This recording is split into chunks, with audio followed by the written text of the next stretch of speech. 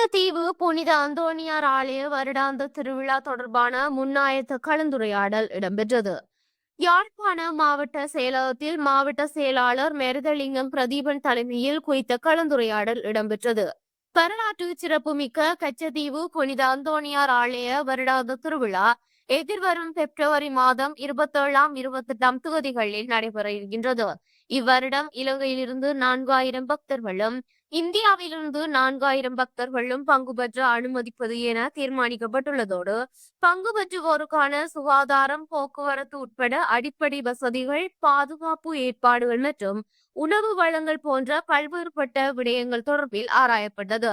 கூட்டத்தில் யாழ் மறை மாவட்ட குறுமுதல்வர் அருட்தந்தை ஜோசப் தாஸ் ஜெயரட்னம் அடிகளார், யாழ் இந்திய துணை தூதரக அதிகாரிகள், கடற்படை மற்றும் இராணுவ அதிகாரிகள், போலீசார், யாழ் பிராந்திய சுகாதார சேவைகள் பணிப்பாளர் ஆறுமுகம் கேதீஸ்வரன், நெடுந்தீவு பிரதேச செயலாளர், நெடுந்தீவு பிரதேச சபை தவிசாளர், துறைசார் திணைக்கள தலைவர்கள் கலந்து கொண்டனர். கடந்த வருடம் நான் ஏற்கனவே குறிப்பிட்டது போல 7464 பக்தர்கள் இந்தியா மற்றும் இலங்கையிலிருந்து கூடியிருக்கின்றார்கள். இம்முறையும் கிட்டத்தட்ட 8000 பேர் வருவார்கள் என எதிர்பார்க்கப்படுகின்றது.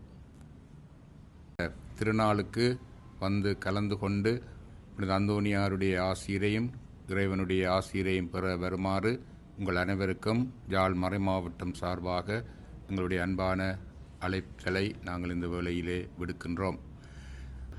பல்வேறுபட்ட கருத்துக்கள் நிலவுகின்ற காரணத்தினாலே இன்று கூட நெடுந்தீவு மற்றும் நயினாதீவுக்கான கச்சதீவுக்கு முன்னாயத்த நடவடிக்கைகளுக்காக செல்ல வேண்டிய தேவைப்பாடு இருக்கின்றது. அதே சரியான பாதை மூலம் அல்லது சரியான போக்குவரத்து வழிமுறை மூலம் அவர்களை கொண்டு செல்வது, பொருட்களை கொண்டு வருவதற்குரிய அனுமதி வழங்கப்பட்டிருந்தது.